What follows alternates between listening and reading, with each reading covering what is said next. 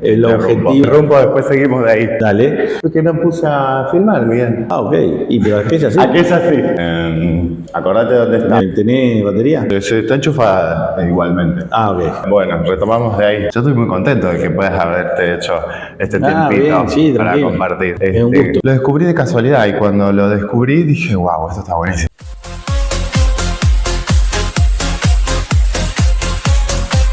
Bienvenidos a Zumbido Podcast con Machis y Dolani. Hola a todos, bienvenidos una vez más a Zumbido Podcast y a este canal de YouTube. Es un placer recibirlos. Estoy muy contento en esta ocasión y muy entusiasmado por compartirles todo lo nuevo que tenemos para aprender de esta persona que hace tanto por la salud de tantos y que trabaja tan comprometido en este tema. Así que quiero que le den la bienvenida al señor Miguel. Fuerte el aplauso para Miguel, muy bien. Muchas gracias por la invitación. No, gracias a vos, Miguel. ¿Cómo estás? Muy bien. Bueno, Miguel Pedrola es el director, digo bien, de la asociación Yo soy el director AHF. científico para Latinoamérica y el Caribe de Healthcare Foundation, que es una ONG internacional. Lo que me encargo específicamente es para toda Latinoamérica y Caribe. Gracias por recibirnos, por abrirnos las puertas. Estuvimos coordinando hace mucho. La verdad que por ahí, por lo que me contabas, estás viajando bastante por toda Latinoamérica. Sí, vivo viajando. La verdad que con poco tiempo muchas veces, y cuando ahora pasé por aquí por Rosario, tenemos la posibilidad de hablar un poco. Bueno, contanos, Miguel, un poco en parte, estos viajes tienen que ver con tu trabajo y tu profesión, ¿verdad? Sí, Healthcare Foundation es hoy la ONG más importante a nivel mundial, que no solamente trabaja en el tema de VIH, sino con otras infecciones de transmisión sexual y de otras problemáticas de salud pública, por ejemplo, dengue, por ejemplo, fue COVID-19, o en otros países, por ejemplo, ébola. Eso hace de que tengamos clínicas en 14 países de Latinoamérica y Caribe. Eso aproximadamente lleva a tener unas 400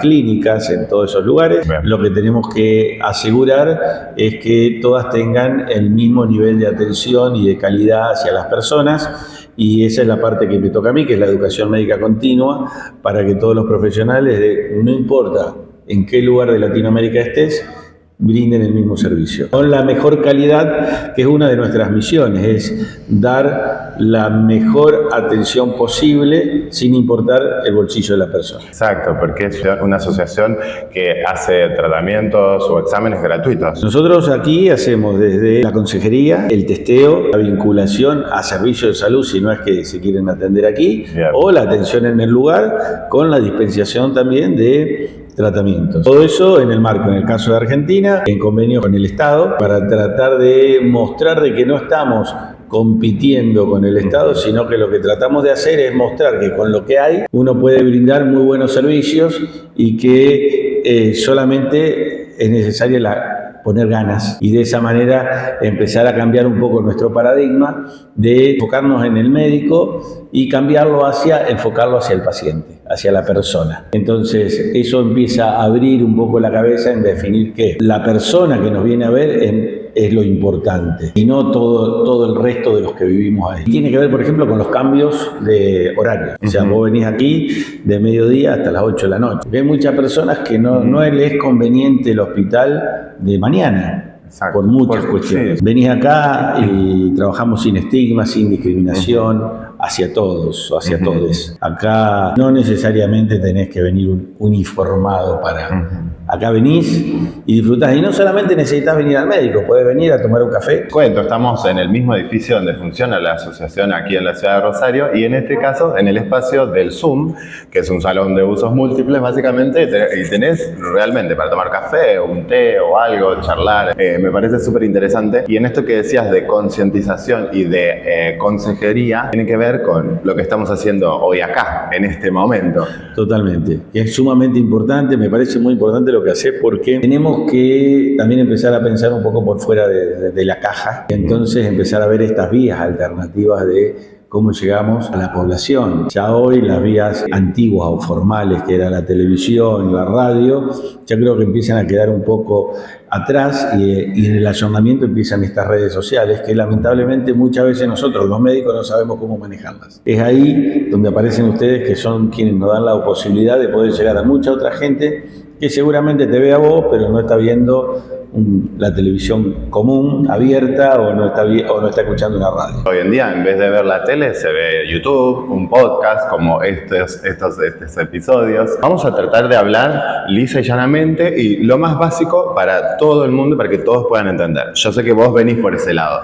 Por otro lado, pueden seguirlo en tu Instagram, ¿verdad? Sí, tengo Instagram, tengo TikTok, todo eso se llama Dr. Miguel Pedrola. Yo estuve chusmeando ahí información muy buena y súper entendible. Desde ese lugar te quiero preguntar que nos expliques de manera sencilla cuáles son las enfermedades de transmisión sexual y la diferencia o cómo se compara con VIH. Primero y principal, cambiamos y ya no hablamos de enfermedades de transmisión sexual, sino que hablamos de infecciones de transmisión sexual. Bien. Este cambio tiene que ver porque también tiene un cambio a nivel mundial. Antes buscábamos la enfermedad. La persona venía con alguna lesión y nosotros a partir de ahí lo tratábamos. Hoy no buscamos la enfermedad. Antes que aparezca la enfermedad o la lesión, nosotros lo que estamos tratando es, con un test, llegar a lo que le llamamos etiológico, que quiere decir cuál es el ente que está produciendo esto. Esto es importante, por eso ahora decimos, bueno, lo que se transmite es una infección. La enfermedad después se realiza o no se realiza. Y de esa manera no tenemos que pensar que siempre vamos a tener una enfermedad. Hay 4 transmisiones de infección sexual que son curables. En realidad son 5. El treponema pallidum, que hace la sífilis, la gonorrea, la trichomona y la clamidias, se pueden curar. También la hepatitis C, aunque es viral, las otras no. Otras que es la hepatitis B, que no se cura, pero hay vacunas. Gente, vacúnense de hepatitis B, vacúnense de HPV, que existe y está. Después tenés infecciones de transmisión sexual, que no la veíamos como netamente de transmisión sexual, que habla de la viruela del mono, que en realidad ya hablar de viruela del mono, en realidad es viruela del ser humano, que salió alguna vez de un mono y ahora ya.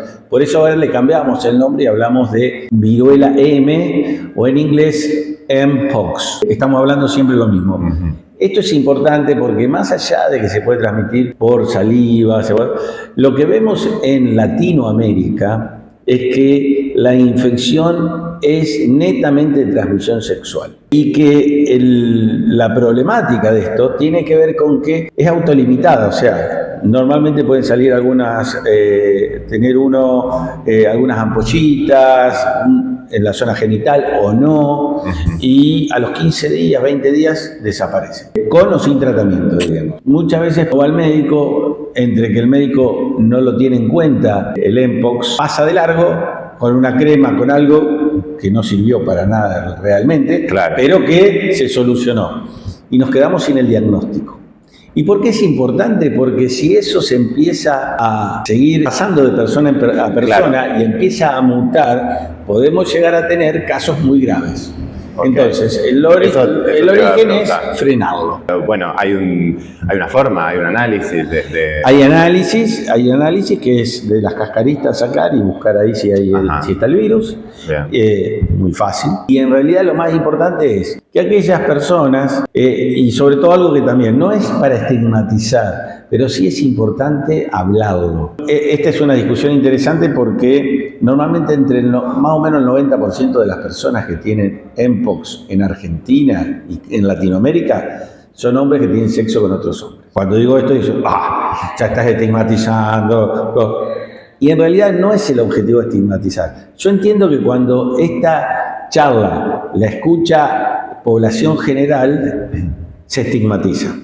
Pero también me parece que para el colectivo de hombres que tienen sexo con hombres es importante que lo sepan. Para cuidarse justamente, ¿no? Y prevenir. El objetivo es eso. Y no quiere decir que por ser hombre que tiene sexo con hombre, el virus va a agarrar, este virus los agarra, sino porque hay algunos comportamientos sexuales de riesgo que que riesgo para la infección de este virus. O sea, facilita este tipo de intercambio.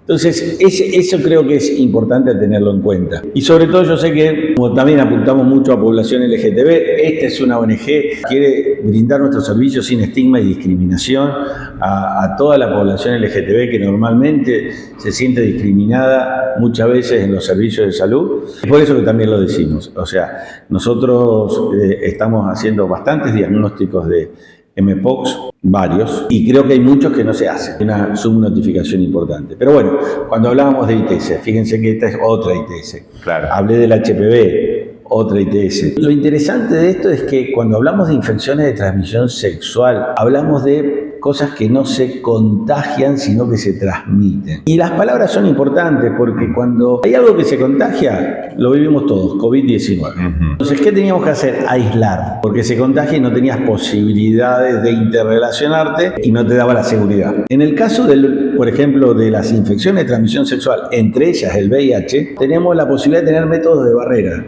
que se llama preservativo. Y de esa manera ya evitamos la infección, con lo cual la persona con VIH, la persona con alguna enfermedad de transmisión sexual ya, puede estar a mi lado, podemos estar tomando café, podemos tomar un té y no vamos a tener ninguna posibilidad de adquirir ninguna infección. ¿Por qué? Porque para adquirirla necesitamos tener relaciones sexuales. Y cuando tengamos relaciones sexuales, la podemos tener usando preservativo. O, en el caso del VIH, hoy sabemos que la persona que está con un tratamiento efectivo de VIH, con lo cual la carga viral, que es lo que nosotros medimos, el tratamiento la bajó tanto que no la podemos detectar. Por eso le llamamos indetectable. No decimos que no hay, pero no la podemos detectar con el aparato que tenemos. Esas personas indetectables no transmiten el VIH.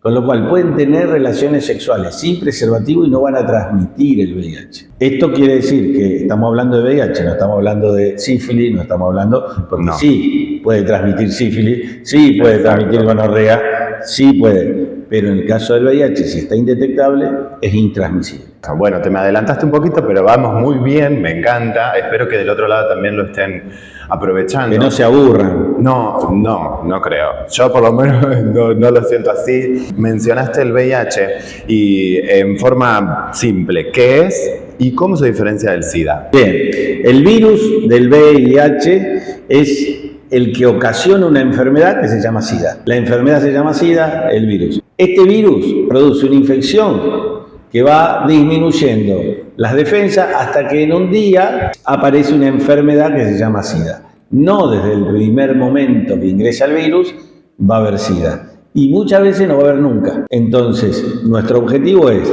que apenas la persona se infecte, llegue al diagnóstico, llegue al tratamiento y de esa manera evitar que sus defensas bajen y de ya evitar que tenga SIDA y evitar lo que veíamos antiguamente, que las personas cuando no había tratamiento fallecían. Hoy, por suerte, tenemos tratamientos que cada vez son más fáciles de tomar y desde ya que esto mejora mucho la calidad de vida. Cuando digo esto, digo que desde ya siempre es preferible no infectarse que infectarse. Pero también para la tranquilidad de aquellos que ya viven con VIH, es muy importante que cuanto antes lleguen a un diagnóstico, es mejor calidad de vida van a tener, mejor calidad de vida va a tener su cuerpo, que es al cual tenemos que respetar porque es el que vamos a vivir hasta el último día. Que cuanto antes tengamos un diagnóstico, que normalmente se hace una gotita de sangre del dedo y en 20 minutos te dan un resultado.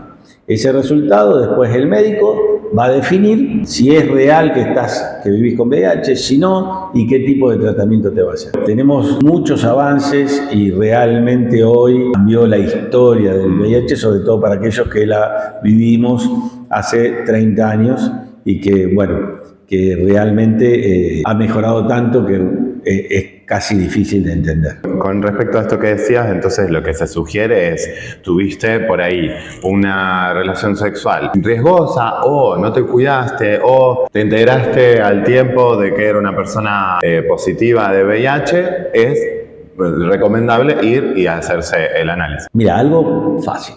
Aquellos que tuvieron relaciones sexuales en los últimos 40 años y nunca se hicieron un test de VIH, deberían hacérselo. Y aquellos que tienen alguna duda de si tienen VIH, deberían hacérselo. Y no pensar que solo el que se hace el test es porque tiene VIH, sino que es para descarte. Es como cuando pedimos una glucemia, no es que yo le pido glucemia al que creo que tiene diabetes, le pido glucemia a todos. Entonces, también le pido el test de VIH a todos, Todos tenemos relaciones sexuales. Los americanos plantean de que aquellas personas que tienen relaciones sexuales y piensan que tienen algún riesgo de infección, se realicen un test cada año. Y aquellos que piensan que no tienen riesgo, se lo realicen cada 3 años. Fíjense esto. Dicen, no, yo, imposible, bueno. Hace Cada 3 años. Bien, clarísimo. Miguel, con respecto a la organización, ¿cómo surge esta lucha por VIH y por acciones de transmisión sexual? La historia del VIH, para sobre todo muchos chicos que lo vieron solamente por televisión y que parece un documental viejo, las personas morían de VIH, muchos amigos nuestros murieron de VIH y no había nada para hacer. En ese tiempo, no solo que no había nada para hacer, sino que había mucha desinformación. Muchas veces las familias no sabían qué hacer con las personas que vivían con VIH. Y no hablamos de maldad, sino que vos no sabías si se producía la transmisión, si lo tocabas, si hablabas con él. Bueno, muchas personas morían solas. En Estados Unidos, en Los Ángeles, se llevó a armar un hospicio, un lugar de contención de todas aquellas personas que transitaban su último tiempo con el VIH dentro de un lugar confortable, sin estigma, sin discriminación. Y por eso se llamó H, y esa H venía de hospice, de hospicio. La historia cambia, empiezan los tratamientos antirretrovirales, las personas no se tienen que morir más por el VIH, más allá que recuerden que en Argentina 1.500 personas por año mueren de VIH todavía, existiendo tratamiento, existiendo todo. ¿Y por qué? ¿A qué se debe? ¿Qué consideras? Porque llegamos tarde al diagnóstico, porque no se hacen los diagnósticos oportunos y no se hacen muchas veces porque hay muchas barreras. Entre una puede ser el miedo, pero esa persona tiene miedo por algo, porque tiene miedo a lo mejor que lo estigmaticen. Entonces el problema es la estigmatización y no el miedo de la persona. Exacto, no existiría ese miedo. Totalmente. En ese momento esa H pase por el healthcare, que quiere decir cuidado en salud, para usar la misma H. Y empiezan a abrirse clínicas, que como pasó también aquí en Argentina, nosotros quienes veníamos trabajando en VIH sin título de VIH, sino éramos médicos, clínicos, infectólogos, etcétera, pasamos a ser como especialistas en VIH. Y esto lleva a que empiecen a haber clínicas en muchos estados, la organización empieza a crecer, tenían muchos donantes de cosas materiales, entonces empiezan a abrirse lugares de venta de ropa vintage y a su vez la misma ONG empieza a abrir las farmacias al lado de las clínicas. Entonces todo eso lleva a que en este momento HF a nivel mundial sea la ONG más grande e importante en el mundo, y en el año 2000 empiezan a ver de que algo tenían que hacer fuera de Estados Unidos. Y esto aparece en Durban, cuando aquellos que fuimos al Congreso de Durban escuchamos que el ministro de Salud ponía en duda que el VIH sea el que producía SIDA. Entonces con eso se evitaba los medicamentos, porque hasta que no le aseguren, y era en el mismo Congreso aparece un miembro de la Corte Suprema de Justicia de Sudáfrica que dice que él viaja por su dinero a otros países a comprar el medicamento. Entonces empezabas a ver ahí esa gran brecha entre el que más tiene y el que menos tiene, esa gran brecha que vimos también durante el COVID, que los países desarrollados casi tenían el 100% de vacunas y los no desarrollados tenían el 1%. Entonces, estas brechas hacen de que algo hay que hacer. Y a partir de ahí se entra en Sudáfrica y hoy estamos en 47 países en el mundo. Ya hace 12 años que estamos en Argentina, y Rosario es muy especial para nosotros porque la primera acción que hizo HF en Argentina fue en Rosario. Queríamos mostrar que el test de VIH era fácil de hacer, que era rápido, y entonces armamos una acción que apuntábamos a tener un récord Guinness. Y entonces vino la gente del récord Guinness. ¿Lo lograron? Lo logramos, y a su vez Guinness definió que no se haga más ese récord, como que ese récord ya estaba. No hay para superarlo. No se va a superar. Y los rosarinos en realidad tienen el récord Guinness, porque hicimos en ese momento 3.733 test en 8 horas en 10 lugares diferentes de aquí. Y bueno, y le pongo un tips para ustedes, A ver. o una cosa que no se sabe mucho, pero la persona del Guinness es inglés. Así que a él lo pusimos en la plazoleta Islas Malvinas. a que tenga que ahí observar todo desde ese lugar. Muy bien. Ahí tenés. Contémosle a la gente, ¿de qué se trata el test? Por ejemplo, pueden venir acá y sí. ¿Cómo funciona el mecanismo? Simple. Bueno, podés por WhatsApp sacar un turno para no tener que esperar, pero si no, te venís Avenida Pellegrini 341 de 12 a 8 de la noche. No necesitas estar en ayuna, lavate un poco las manos nomás porque te van a pinchar el dedo. Igual acá te vamos a poner un poquito de alcohol. Y es un pinchacito en el dedo, una gota de sangre. En 20 minutos vas a tener un resultado. El resultado es negativo. Ya la persona que te lo va a hacer y te va a aconsejar, te va a decir cuáles son las limitantes de ese resultado y si es positivo, te va a acompañar a que veas un médico que hay acá. Te van a poder pedir otros laboratorios y otras cuestiones y es muy probable que si el diagnóstico es positivo realmente, puedas el mismo día llevarte el tratamiento. Y todo esto sin costo. Con respecto a la concientización y la prevención, bueno, muchos ya venimos hablando, los mitos, el estigma del VIH. Hoy en día, ¿cómo ves el tema de los mitos y esta estigmatización del VIH y SIDA que muchos confunden y mezclan? Yo creo que la estigmatización y discriminación fue cambiando. Sí, yo recuerdo de ver películas, series, tal cual como decís, la gente moría sola y no había nada para hacer.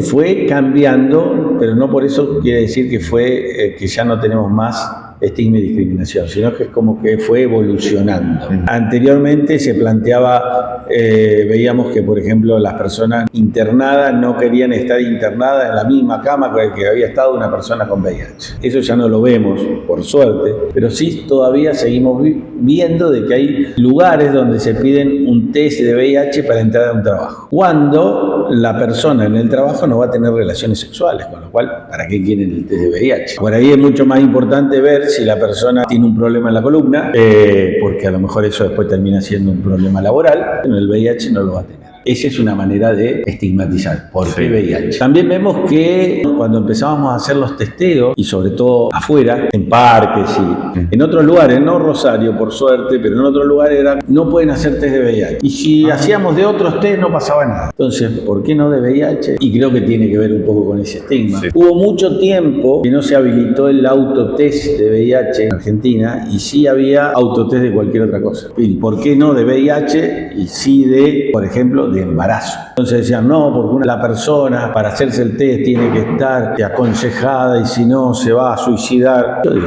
yo no he visto gente que se suicide por un autotest en ninguna parte del mundo, tampoco va a pasar en Argentina. O sea, ¿uno puede ir a comprar a la farmacia? Hoy tenemos el autotest habilitado, no se vende en tu farmacia, pero sí, si googleás, no vamos a darle la propaganda para que, si quieren propaganda, que después hablen contigo, y vas a encontrar una página web donde venden un laboratorio farmacéutico. Venden los test y ya están habilitados en el país. Yo creo que todo esto de los estigmas viene mucho también generacionalmente, tal vez. ¿Cómo lo ves? Sí, eso es verdad. Para los que tenemos más de 50, necesitamos encasillar gente. Necesitábamos definir y meterlo en algún lado. Y creo que hoy ya los chicos cada vez más jóvenes se sacaron ese tema de encasillar. Por suerte. Bueno, yo estoy como en el medio.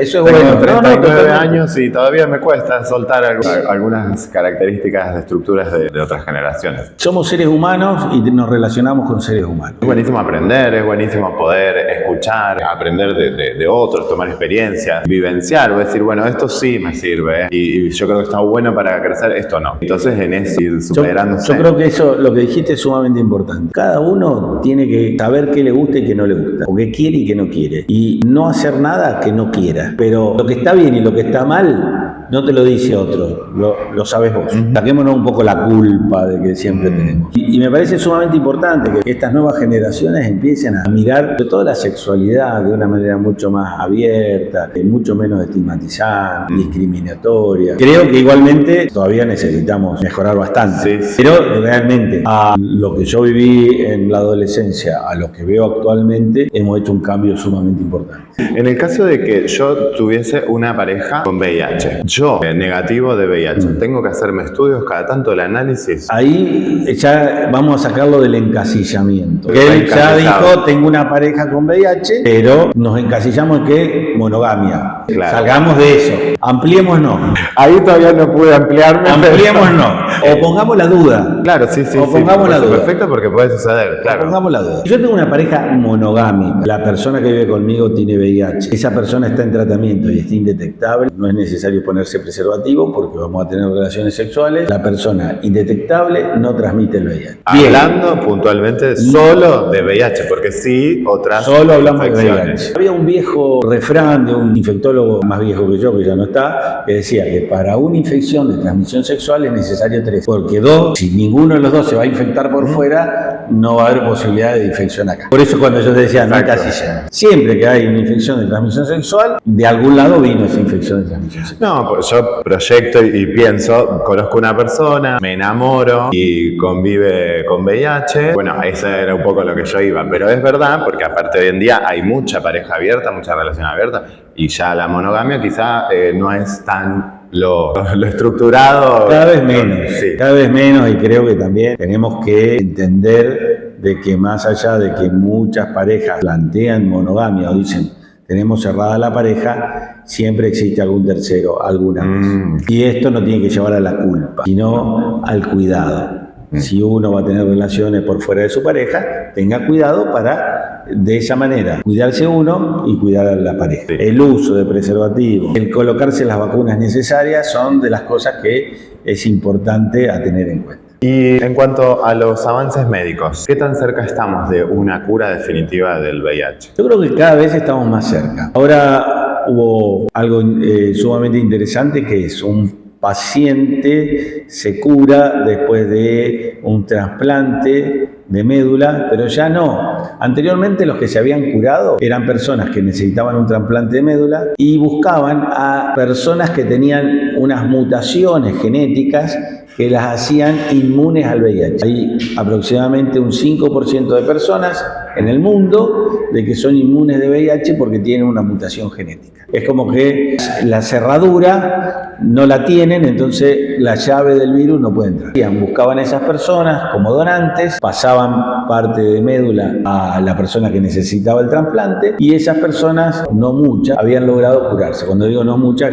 6, 7. Ahora una persona se hizo un trasplante de médula, pero ya no de un donante con esa mutación, sino de un donante y se curó. Entonces eso nos abre un poquito más las puertas para seguir investigando de tratar de llegar a una cura. ¿Y a qué tendrá que ver? No conocemos exactamente... ¿Donante no infectado? El donante es no infectado. ¿Será por eso básico? No, lo que ha producido es algún tipo de respuesta inmunológica que hizo limpiar de virus a la persona. Pero por otro lado, también cuando hablamos de cura, tenemos que definir qué tipo de cura. Si es, te voy a sacar todo el VIH de encima y entonces te curo porque no tenés VIH. O lo otro puede ser una cura funcional, que es, vivís con VIH pero no necesitas tratamiento, no necesitas nada. Esa posibilidad existe. Eso es otra de los estudios. Con lo cual, cuando hablamos de cura, muchas veces no hablamos de desterrar el VIH del cuerpo, sino de que la persona pueda convivir con el VIH como convivimos con muchos virus y no nos pasa nada. En cuanto a las nuevas generaciones, ¿qué le diría sobre la importancia de cuidarse y educarse para la prevención, sobre todo de infecciones de transmisión sexual? Mirá, hay algo que es fundamental en la medicina. El prevenir siempre es mejor que curar. El no tener ningún tipo de infección es mucho mejor que tener que curar esa infección. Entonces, cuando hablamos de prevención, hoy ya no hablamos solo de preservativos, sino que hablamos de lo que llamamos prevención combinada. ¿Y esto qué quiere decir? Es como que tenemos un menú en el cual vos vas agarrando según la necesidad del momento. A lo mejor no te gusta o no te sentís bien o algo pasa con el preservativo. Entonces, para evitar el VIH tenemos el PrEP, que se llama profilaxis preexposición, y es tomar un medicamento todos los días para evitar infectarte de VIH. Esto es costo-beneficio en aquellas personas que tienen muchas relaciones sexuales en corto tiempo y que no tienen pareja monogámica. Para aquellos que tienen muchas parejas sexuales, es una alternativa, y sobre todo en hombres que tienen sexo con otros hombres, porque es donde se vio la eficacia, no tanto en mujeres. O sea, vos tenés que tomar PrEP todos los días. Todos los días, como si uno a la mañana se toma una pastilla todos los días. No es como el Viagra, diríamos. Esto es todos los días. Hay una alternativa. No es cuando vas a tener relación sexual. Sí, hay una alternativa cuando vas a tener relaciones sexuales, pero también hay que saberla manejar, que tiene que ver con 2 horas antes de tener la relación sexual tomar una pastilla y después a las 24 horas y a las 48 horas. Pero, ¿qué pasa? Si a las 24 horas volviste a tener relaciones sexuales, tenés que seguir tomando la pastilla. Si a las 48, entonces, normalmente, ¿cómo termina esto? Todos los días tenés que tomar una pastilla. Porque estamos hablando para personas que tienen relaciones sexuales frecuentes. Importantísimo aclarar y recomendar que consulten con su médico. No, es que todo, en cada caso yo creo que es particular y es muy diferente. Por eso cada uno tendrá la opinión de su médico que lo conoce, que sabe bien. O pueden venir acá, seguro que hacen también. Acá totalmente, la consulta es totalmente gratuita, y también si aplican a PrEP, porque no es para todos, si aplican también el tratamiento, el PrEP es gratuito. No tenés otra alternativa de prevención. PEP, profilaxis post-exposición. Saliste con alguien, no lo conoces o lo conoces, pero no sabés si vive con VIH o no, y no usaste preservativo, se rompió, no pintó. Tenés 72 horas para consultar para poder hacer la profilaxis post-exposición. Y siempre hablamos de VIH. No estamos hablando de otras infecciones de transmisión sexual. Cuando hablamos de otras infecciones de transmisión sexual, tenés la vacuna de la hepatitis B, la vacuna de la hepatitis A, sobre todo para quienes tienen sexo oro-anal, porque recuerden que el virus de la hepatitis A es porque en algún momento, hasta los chiquitos, en algún momento se comió caca. Entonces, porque la verdura estuvo en contacto con eso, después no se lavó bien, etc. Tenés una vacuna, tenés la vacuna del HPV, entonces tenés vacunas también para prevenir. Por eso hablamos de prevención combinada. El preservativo sigue siendo el fundamental. Y además, cuando hablamos de esto de prevención, es poner lugares que sean fáciles de acceder. Ejemplo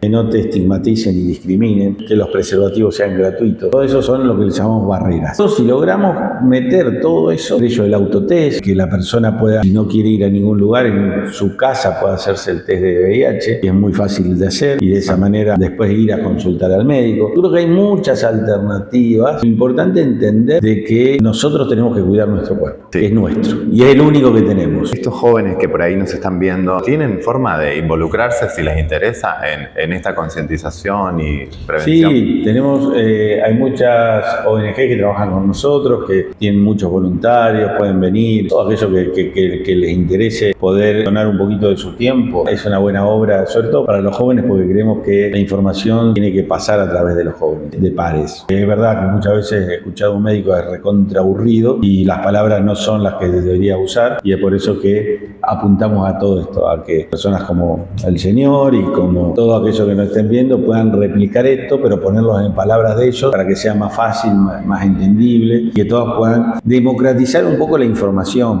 que ese es otro tema. Los médicos muchas veces hablamos difícil, como que ponemos esa distancia con respecto a la gente, y el objetivo en sí es achicar esa brecha, que todos tengamos información, que sepamos de qué manera podemos prevenir, y que después cada uno decida qué quiere hacer, y que no es una obligación, sino que es una decisión que la tiene que tomar cada uno, y que nosotros ayudemos a que lo que decidiste lo puedas llevar adelante. Si lo siguen en su Instagram van a entender de qué les digo, pero muy bueno contenido y no es para nada difícil, por lo menos es bastante llevadero, súper claro, eso es muy importante para que la información llegue y se entienda. A los oyentes sobre la participación de la organización y sobre la importancia de la concientización y prevención. Como un mensaje final, ¿qué le podemos decir? Algo dijiste vos que tiene que ver con que nuestro cuerpo es único y es nuestro templo. Yo creo que es así, que nadie va a venir a cuidarnos mejor que nosotros. Lo primero que tenemos que pensar en cuidarnos somos nosotros, cada uno de ustedes. Después siempre viene esta sensibilidad que uno tiene de querer cuidar al que tienen al lado. Para todo eso hay posibilidades de cuidado. Hoy no existen, por suerte, infecciones de transmisión sexual que te lleven a la muerte sin tener alternativa. Tenemos medicamentos, en el caso del VIH podemos tenerlos en forma gratuita y que van a mejorar nuestra calidad de vida, van a mejorar la calidad en la cual también nos relacionamos con las personas. Por otro lado, tenemos infecciones de transmisión sexual que se curan, y se curan con cosas fáciles, con una inyección de penicilina, por ejemplo. No tengamos miedo, pero sí necesitas siempre tener tu médico de confianza, a quien vos te puedas abrir y preguntar todo. Entiendo que muchas veces es difícil hablar de sexualidad, y sobre todo hablar de sexualidad en el marco de un consultorio, cuando el médico no te abre la puerta, diríamos. Pero bueno, a lo mejor hay que cambiar y buscar otro que te abra la puerta, pero sí es importante que hablen de lo que les pasa, de lo que sienten, de lo que necesitan, qué es lo que les gustaría, y para todo hay posibilidades. No se sientan limitados en eso. Y para los que son de acá de Rosario, quieran llegarse a Rosario, tenemos nuestro lugar aquí, también tenemos en Buenos Aires, prontamente en Mar del Plata, en Córdoba, y también en, ya les digo, 14 países de toda Latinoamérica.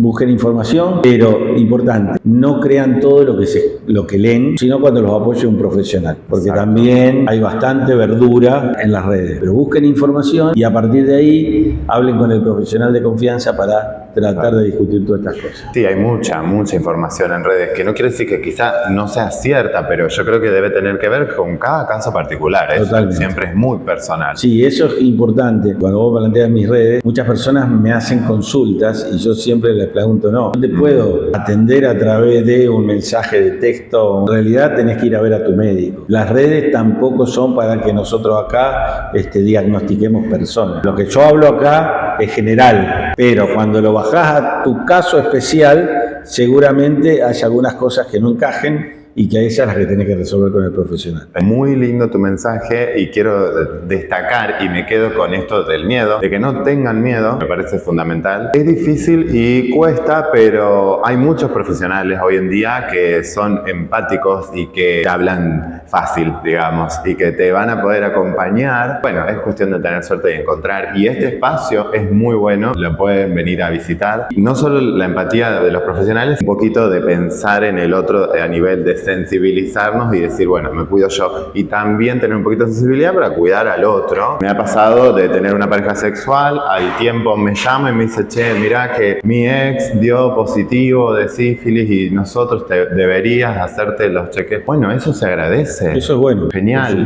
No pasa mucho, pasa muy poco. Yo quiero decirles que nos dejen sus comentarios, tal vez en un próximo video, Miguel, si los tiempos nos coinciden, podemos responder sus dudas, y que también pueden venir a consultar acá, Pellegrini 340. La asociación está abierta de 12 a 20. Suscríbanse a este canal, déjennos su like. Aplausos en los comentarios para el doctor y toda la sabiduría que hoy nos comentó. Y bueno, no sé si querés cerrar con algo más. Para mí es un montón. Me voy súper conforme y contento con todo lo charlado. Dos cosas. Espero que tengamos por lo menos más de 1000 suscriptores más. Bueno, ojalá. Más de 1000 suscriptores más, y además le tenés que pasar las uñas que tiene este señor. El Instagram, vamos a mostrar acá. Eso, mostrar las uñas que están hermosas. Se vino la primavera. Parece la bandera, una de la bandera de Aruba. Linda, las uñas llaman mucho la atención. Cobieta Belleza, le voy a dejar el Instagram acá, que pueden ir y tienen descuento de mi parte. Ya que estamos, metemos el chivo ahí. Bárbaro. Bueno, gracias, Miguel. Gracias a vos. Nos vemos la próxima. Gracias por estar ahí.